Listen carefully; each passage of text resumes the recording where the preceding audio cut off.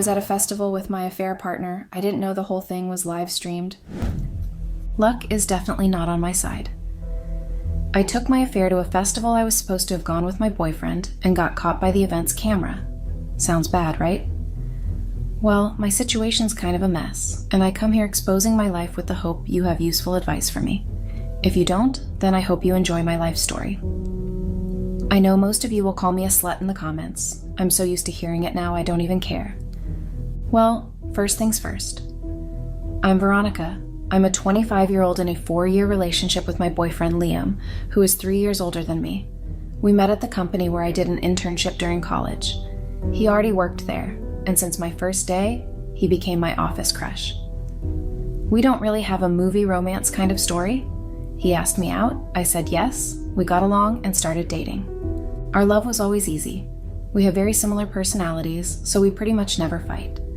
Things always worked out, and I could never complain about my relationship with Liam. He didn't have any major red flags, and I could see myself building a life with him. I guess, somehow, that I was the relationship's red flag. One thing I realized during high school is that I can easily get bored of people. When I started dating Liam, I figured if we eventually broke up, it would be because I got bored and lost interest in him. The thing is, year after year passed, and I kept loving him the same way, even with our relationship being simple and low maintenance. It was easy, and I loved it. In our 3rd year together, I thought, well, guess I got bored easily because I was a teenager. Now I grew up and want some stability. That lasted until this year. My relationship went obsolete for some reason. Liam got to the feared phase of life of only wanting to be home and never going out. I didn't expect us to go to clubs or anything like that, but going to bars and concerts with our friends is a part of a social life I never wanted to give up. I get chills just thinking about becoming one of those couples who doesn't have any friends and only have each other to interact with. We sort of settled, and I wanted to have more fun. We were in the middle of our 20s. We'd have the rest of our lives to be a boring couple. I love Liam with all of my heart. But our relationship needed a talk and a deep renovation. I know he'd put in effort if I asked.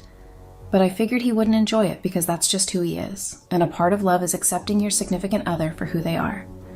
I had sort of accepted that my life was like that now, but a bell inside my head kept ringing and reminding me I was losing my good years for an introverted man who doesn't like to have fun socializing.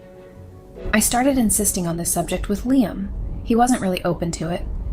He said he'd go with me to birthdays and special events, but he wouldn't be upset if I went out with our friends if he wasn't in the mood. I thought our deal was pretty reasonable. We didn't have to do everything together. Our friends usually hung out in bars. We could drink a lot of beer and play pool, so it wasn't really an environment for me to cheat on him. One Friday night, I went out with a few of our friends to one of our favorite bars. It was a lively place with loud music and a great vibe. I had already gotten out with them by myself, and it was very fun. Liam, as usual, stayed at home, citing his exhaustion from the week's work. I didn't mind at first. After all, he had given me the green light to go out with our friends without him. That night, I met Lucas. He was standing by the bar, chatting with a couple of people I knew. Tall, with an easy smile and a confident aura, he immediately caught my attention. We were introduced by a mutual friend, and from the moment we started talking, there was a spark. Lucas was charming, funny, and most importantly, interested in me. We ended up talking for hours, laughing and sharing stories. I didn't fight the attraction I felt towards him. In fact, I welcomed it. My relationship with Liam had become so routine that the excitement of meeting someone new felt like a breath of fresh air. By the end of the night, Lucas and I exchanged numbers, and I knew this was the start of something I probably shouldn't pursue, but I couldn't help myself. Over the next few weeks, Lucas and I texted constantly. Liam was oblivious, as usual, too caught up in his work and his hobbies at home. I felt guilty, but I also felt alive. When I was with Lucas, I wasn't just Liam's girlfriend. I was Veronica, a woman who still had a passion for life and adventure. We arranged to meet up a few times, always being careful not to get caught. It was thrilling in a way that my life with Liam hadn't been in a long time. Every text message from Lucas felt like a secret, a little piece of excitement that I could carry around with me. It was intoxicating. Liam and I got news that I first thought would be exciting, but I didn't know it would be the beginning of my downfall. We had a close friend named Martin who worked in public relations. His company was doing the PR for a major music festival in our city, so he offered us tickets to the event. I was thrilled. It was exactly the kind of event I loved. But when I excitedly told Liam about it, he just sighed and said, "You go, V. You know I'm not into those big crowded events. Besides, I promised Mom I'd visit her that weekend." I was furious. It wasn't just about the festival, it was about our relationship. It felt like he was giving up on us, on me. He didn't even try to make an effort to do something I loved. So, I decided then and there that I would go to the festival, but not alone. Lucas had mentioned he was going to the same festival with his friends. It was the perfect opportunity. I was also going with my friends, but I made up a story about a childhood friend who was going to the festival and had just gone through a breakup. I told them she didn't have many friends, and I wanted to be there for her to help her have fun. I promised I'd meet them at the end of the festival. That way, I ensured my friends wouldn't question me. In case I ran into them at the festival, I'd say my friend left crying because of a song she heard which reminded of her ex. I didn't tell them about Lucas. They thought I was still the loyal girlfriend. In some twisted way, I believed I was, even if I was pretty much compulsively lying about everything. The festival was everything I hoped it would be. Loud music, dancing, and a sense of freedom I hadn't felt in a long time. Lucas and I spent the entire weekend together after the first day we went to his apartment.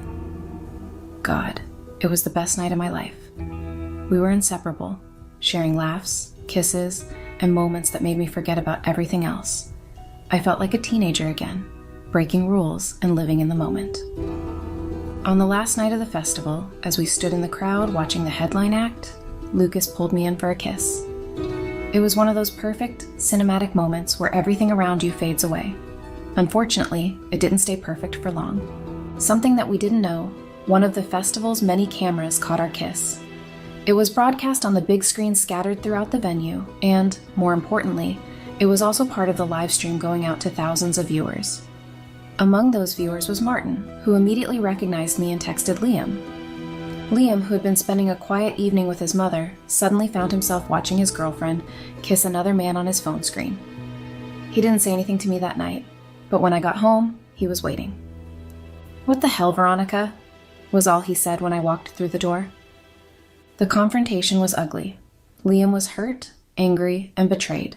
He couldn't believe I'd done this to him, and honestly, I couldn't either. I tried to explain how I felt, how our relationship had grown stale, and how I needed something more. But there was no excuse for what I'd done, and deep down, I knew it. I couldn't even look at Liam as he yelled at me. Every word he said hit me like a punch to the gut. "I trusted you, V. I gave you the freedom you wanted, and this is how you repay me?" He wasn't wrong. I had no defense, no justification that would make sense. "I'm sorry," I whispered, but it sounded so hollow, even to my own ears. "I thought we were happy," he continued, his voice breaking. "I thought you loved me." "I do love you, Liam," I insisted, but the words felt weak and insincere. "Then why?" he demanded. "Why would you do this?" I didn't have a good answer. The truth was, I had been selfish. I wanted the thrill of something new, and I didn't think about the consequences. I didn't think about Liam. "I don't know," I admitted. I felt like something was missing. Everything I said sounded stupid, like there was nothing I could say that would fix it, and there actually wasn't. "Something was missing?" he repeated, his voice rising. "What about me? What about us?" I didn't know what to say. I had messed up, and there was no way to fix it. "We're done, Veronica," he said finally. "I can't do this anymore." It was like a punch to the gut. I knew I deserved it, but it still hurt. "Liam, please," I begged. "Can't we talk about this? Can't we try to fix it?" "There's nothing to fix," he said coldly. "You made your choice, and now I'm making mine." As he walked out, he turned back and added, "Oh, and don't think this is over. I'm sending the festival video to everyone we know. Let's see how your new freedom feels with everyone watching." The blood drained from my face. "Liam, please don't do this." I couldn't believe his words. "Too late," he said with a bitter smile. "You should have thought about that before you cheated." And with that, he was gone. The next day, my phone exploded with messages and calls. Liam had followed through on his threat, sending the video to our friends, family, and even my coworkers. The humiliation was unbearable. I lost everything. My friends distanced themselves, and my family was ashamed. Liam's revenge was complete, leaving me isolated and broken. I realized too late the depth of the damage I had caused. Liam's violent words echoed in my mind, a constant reminder of my betrayal and the destruction it wrought. There was no going back, no mending what had been shattered. My life as I knew it was over, and I had no one to blame but myself. The weeks following the breakup were some of the hardest of my life. I had to face the reality that I had destroyed my relationship with Liam, and I was left to pick up the pieces alone. I moved out of our shared apartment and stayed with a friend until I could find a place of my own. Every time I saw a couple on the street, I felt a punch of regret. I had thrown away something precious for a fleeting thrill. Lucas tried to stay in touch, but I couldn't bear to see him. He was a reminder of my betrayal, and I needed to distance myself from everything that had led to my lowest point. He didn't understand why I was pulling away, but I couldn't explain it to him. I needed to figure out who I was and what I wanted without the distractions of an affair. Martin, our mutual friend, reached out to me a few times. He was one of the only ones who did it. I figured he felt guilty after seeing how much backlash I got. He was angry and disappointed, but he still cared. He offered support, though he made it clear he didn't approve of what I'd done. "You messed up big time, V," he said one evening over coffee. "But you're not a bad person. You just made a terrible choice." His words stuck with me. I wasn't a bad person. I had just made a series of bad decisions. I needed to learn from this and move forward. But moving forward was easier said than done. I found myself constantly replaying the events in my mind, wondering how I could have done things differently. I couldn't control the guilt I felt. I could only think about how Liam was feeling. It didn't make any sense. I cheat on him without thinking about the consequences and what my boyfriend would feel. But when he finds out, I start feeling terrible and terribly guilty. I felt like an imposter, a narcissistic bitch who only thought about her pleasures. One particularly difficult day, I received a call from Liam's mother. She was always kind to me, and her voice brought a flood of memories. "Veronica," she said gently, "I heard what happened. I'm so sorry. I know you and Liam had something special." "I'm sorry too," I replied, tears welling up. I never wanted to hurt him. "I know you didn't," she said. "But sometimes we hurt the ones we love the most. Just take care of yourself, okay?" Her words were a small comfort, but they reminded me that I needed to heal. I started seeing a therapist, hoping to understand why I had sabotaged my relationship. It was a long, painful process, but it helped me see that I had been seeking validation and excitement outside my relationship because I felt unfulfilled inside it. I needed to learn how to communicate my needs rather than seeking superficial feelings elsewhere. As I look back on my journey, I realize that my story is one of growth and redemption. I made terrible choices, but I learned from them. I hurt the person I loved most, but I also learned how to love better. And while I can't change the past, I can shape my future. So, Reddit, here I am, sharing my story with you. I hope that my mistakes can serve as a lesson to others. It's easy to get caught up in the excitement of something new, but the consequences of betrayal are far-reaching and painful. If you're feeling unfulfilled in your relationship, talk to your partner. Don't make the same mistakes I did. And if you're someone who's been hurt by betrayal, you probably think I'm the worst person in the world. Putting myself in Liam's place, I think that too. I hope you can move forward and find happiness again with someone who's faithful to you. In the end, life is about growth and learning. We all make mistakes, but it's how we respond to those mistakes that defines us. I'm still a work in progress, but I'm proud of how far I've come, and I'm grateful for the lessons I've learned along the way. So, thank you for listening to my story. And to Liam, if you ever read this, know that I'm truly sorry. I'll always cherish the time we had together, and I wish you nothing but happiness. With that, I close this chapter of my life, ready to embrace whatever comes next. Update. A month has passed since that catastrophic night when my world crumbled, and I lost everything. Liam's revenge, it seems, was only the beginning. As if the initial humiliation wasn't enough, he has taken it upon himself to ensure that I remain trapped in a perpetual state of shame and regret. Every day feels like a new form of torment. It started with the messages. Texts, emails, and even voicemails flooded my phone, each one more venomous than the last. Liam didn't just vent his anger, he crafted his words to slice through my already fragile sanity. "Hope you're happy with your choices," one message read. "Everyone knows who you really are now." Another simply stated, "You'll never escape what you did." But Liam didn't stop there. He began sending packages to my sister's house, where I was staying before finding my own place. She was the only one from my family not judging me for what I did. The first one arrived 2 weeks after the breakup, a box filled with photos of us, each one defaced with cruel comments scrawled in red ink. Liar, cheater, whore. I couldn't bring myself to look through them all. I shoved the box into the darkest corner of my closet, but its presence felt like a ticking time bomb, ready to explode whenever I dared to open the door. The next package was worse. It contained personal items I'd left at his place, things I'd forgotten about or assumed he'd throw away. My favorite hoodie, a book I never finished reading, a mug I always used for my morning coffee. Each item was broken, cut, or smashed beyond recognition. The accompanying note simply read, "This is what you've done to us." I couldn't take it anymore. I thought about reporting the sort of harassment to the police, but nothing would happen. He hadn't done anything actually threatening. I didn't know if he would, but I hoped he wouldn't. I couldn't stand thinking about it anymore. I just wanted to move on. My friends, once my support system, had all but abandoned me. The video Liam had sent around had done its damage. Most of them sided with him, viewing me as the villain in this tragic tale. Only a few remained in touch, but even they kept their distance, unwilling to get caught in the crossfire of Liam's wrath. My sister told the rest of my family about what was happening. They officially started worrying about me. My mother called daily, her voice filled with worry. "Why don't you come stay with us for a while?" she pleaded. "Get away from all of this." But I had to keep going. I was soon leaving my sister's apartment. I knew Liam wouldn't harass her because he always liked her, but for her safety, I was staying one more week and leaving. It felt like running away, but I didn't want to give Liam that satisfaction.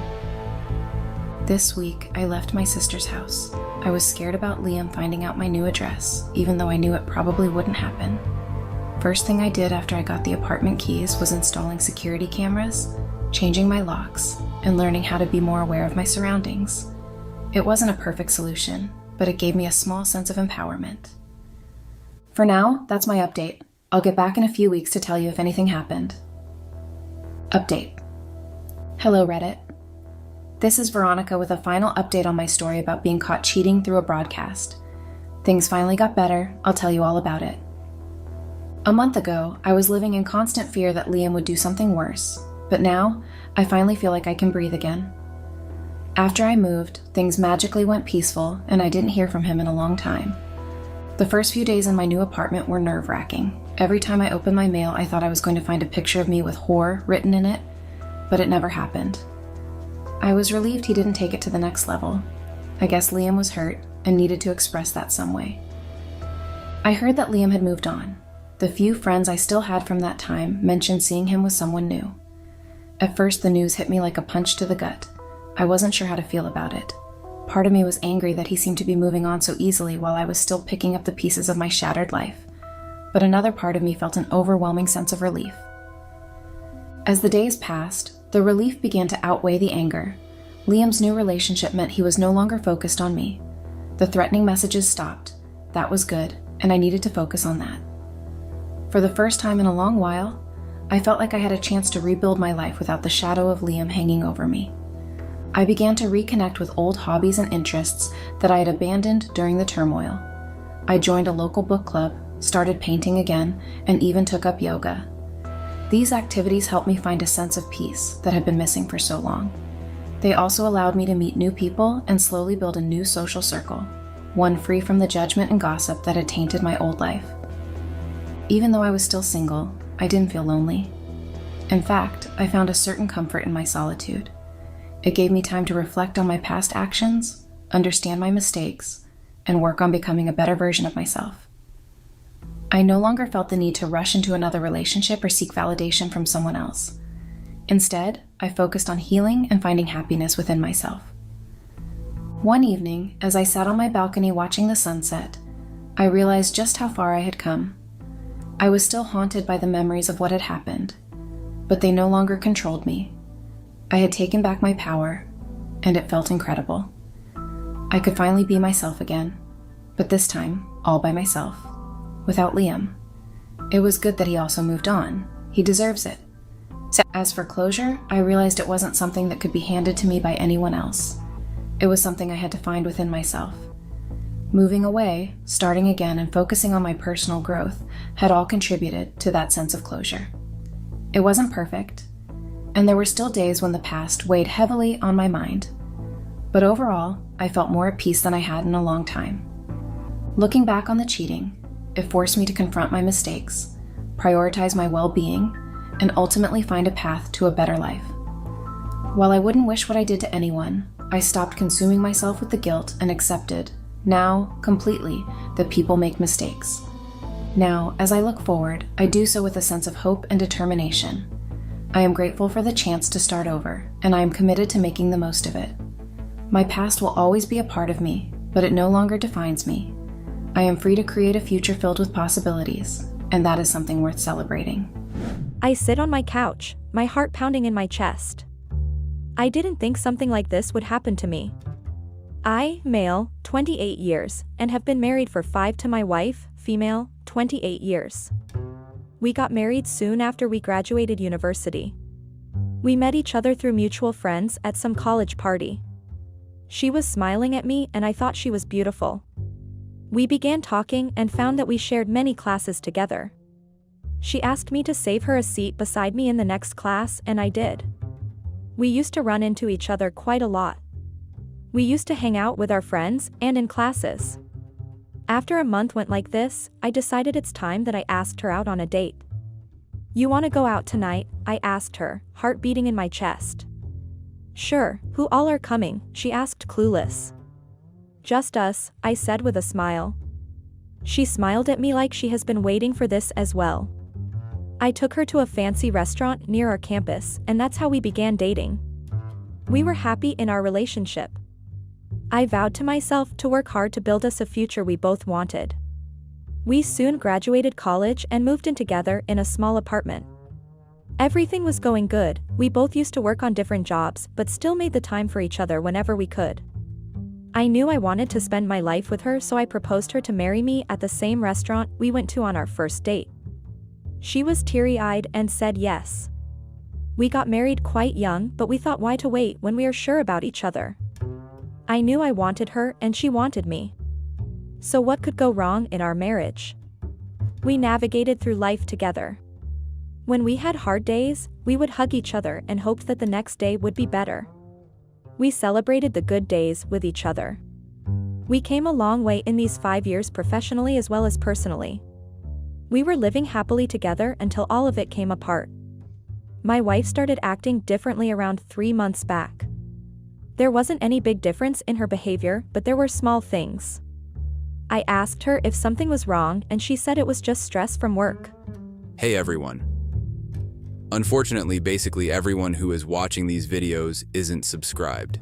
It would mean the world to me to quickly get out of the full screen video for 3 seconds and press that subscribe button. It's free, and you can unsubscribe anytime. Sorry for bothering, and thank you so much if you subscribed. I believed her and let it go. But the patterns didn't come to an end.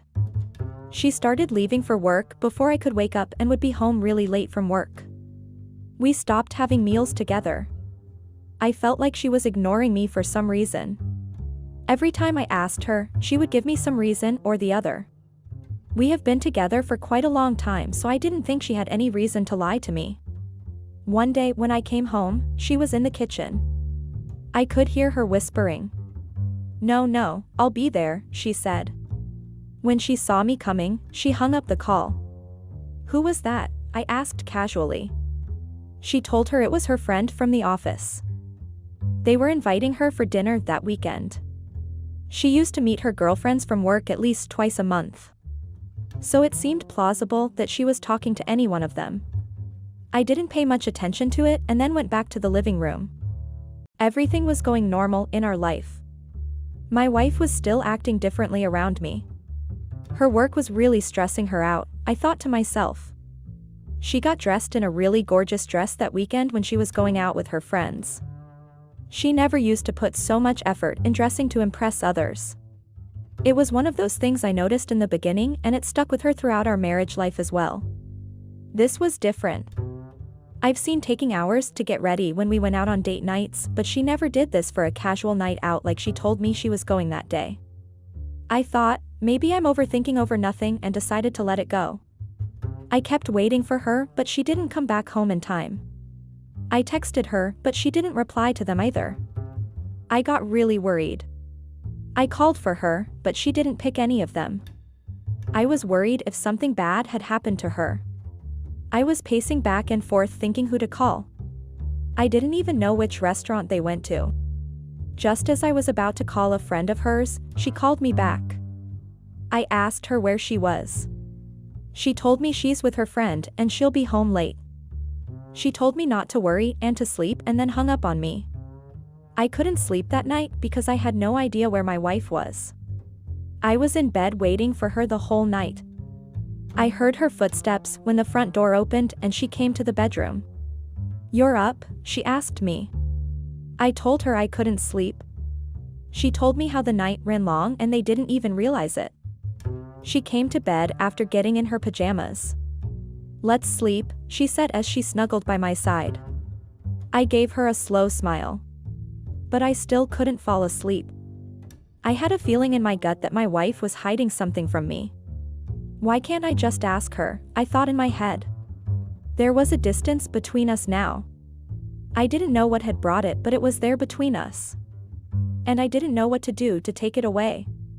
Just when I was engrossed in my thoughts, her phone kept getting notifications. They were all text messages.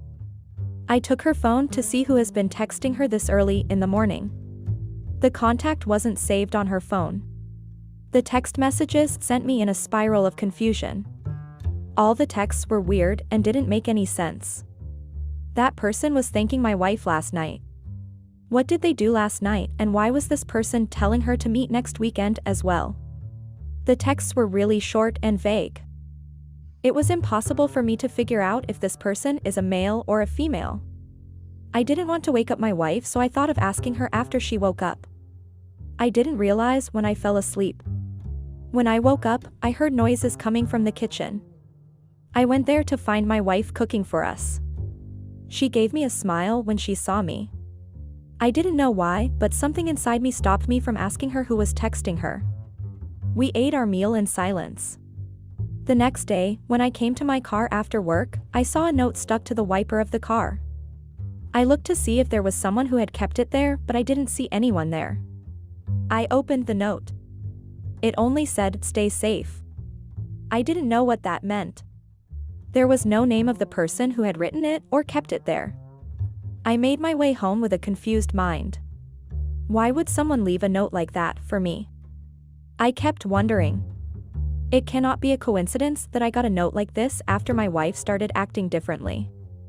I could have asked her, but I didn't think she was going to give me an honest answer. I saw a car leaving my house when I reached home.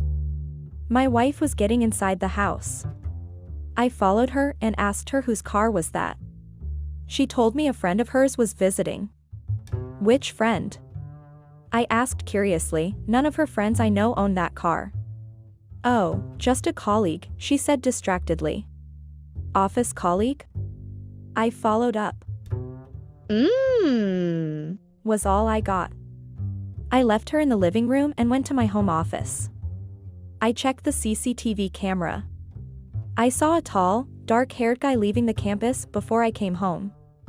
So it was a male colleague visiting her, I thought silently. I didn't stop there. I replayed previous week's recordings as well. Realization drawn on me. This guy had visited my home various times in the last 3 months. Sometimes, he came to pick my wife.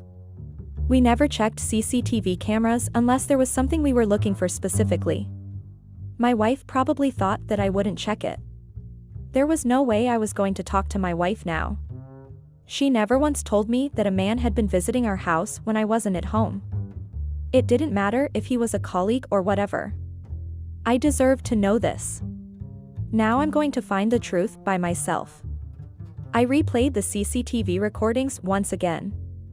I noticed their body language. It wasn't like two colleagues who are meeting professionally. They knew each other well. I saw them hugging each other closely before he drove off.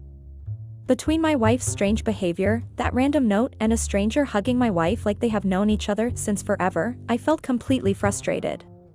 I needed to find the truth before I lost my mind completely. I started keeping a close eye on my wife's actions. I woke up early so she cannot avoid me in the mornings. It was like she had started becoming a different person altogether. Her dressing sense had completely changed in the last 3 months.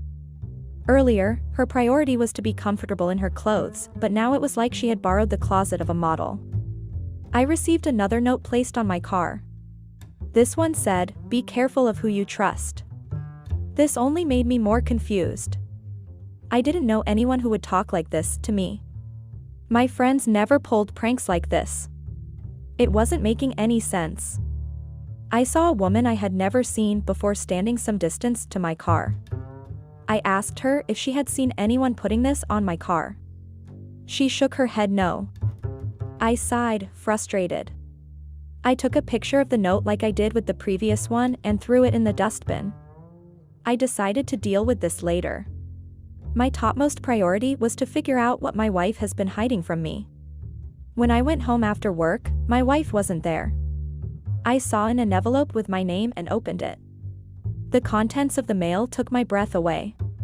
My heart started beating fast. My worst nightmare had come true. Inside the envelope were pictures of my wife with that man from CCTV recordings. They were hugging each other, laughing together. There was a picture of him kissing my wife's forehead in a very romantic manner. It was clear, my wife was cheating on me. I could have confronted her that evening itself, but I wanted to catch her in the act. I didn't want to leave any chance so she could feed me some other stupid lie. I hid the envelope in my office drawer. I acted completely unaware in front of her. When one evening she told me that she is going out with her work friends, I nodded my head and went to my home office. I waited for her to leave the home and then took my car and trailed her behind. I needed to see if she's meeting her friends or that guy from the photographs. I saw her car leaving the city lights behind and then taking off-road to a very cottage-type home. What was she doing here so out of the city? Was my first thought. My thoughts got interrupted when I saw the car parked outside the cottage.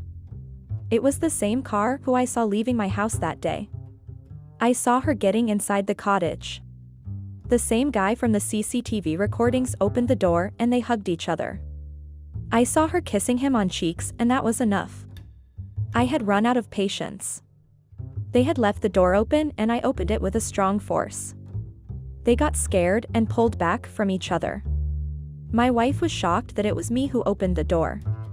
"What are you doing here?" she asked me. "Shouldn't I be asking you questions?" I replied flatly. "This is what you've been doing behind my back," I continued while pointing to both of them. She made the expression that she didn't understand what I'm saying but then started shaking her head no. "You are free to do what you want. You don't have to go behind my back. I'm out of here and your life as well." I started walking back to door when she ran and stopped me. "No, you cannot walk away from my life. Just give me 1 hour. I'll explain everything to you and then you can decide what to do," she told me with pleading eyes. "You are going to explain to me why you cheated on me?" I asked her, shocked by her words. "Just give me a chance to explain myself please," she continued. She went to the guy and told him that she needs to tell me the truth now. He nodded. I sat there confused, not knowing what was going to happen next. She introduced me to the guy. His name was Jack. He started working in her company a year ago. When she told me his name, I realized that I heard his name in passing. I just didn't know his face. They asked me to sit down. My wife started telling me something when suddenly the door opened. There was a woman standing there. Tears streamed down her face. I had seen her somewhere, I just didn't know where. "You cheated on me," she started screaming at Jack. He was trying to calm her down. He was telling her that he didn't cheat on her. He was talking to her like he was trying to make a child understand his point. I looked at my wife for an explanation. She was watching the woman with sympathy in her eyes. I didn't know what was going on here. The woman was continuously sobbing while Jack was explaining something to her in a soothing voice. He then came to my wife and told her that he's taking that woman to her home. My wife looked hesitant by the idea, but then nodded and they left. I took a seat again on the couch and sighed. I was mentally exhausted at this point from all the drama and lies in my life. My wife took a seat beside me. She started talking, and all the drama earlier seemed like a child's play when she told me the truth. The woman who entered was Sarah. She was in a long-term relationship with Jack's twin brother. Sadly, he passed away a year ago. Sarah had not been in stable condition since then. She refused to acknowledge that her boyfriend is no more. She had been in a very bad condition after her boyfriend passed away. Her friends took her to a counselor. The counselor suggested that for the time being, his twin brother, Jack, played his role and then detach her from her boyfriend. Jack was hesitant about this but did what they told him to. Their plan backfired, and instead, she got more attached to him. She believed him to be her boyfriend.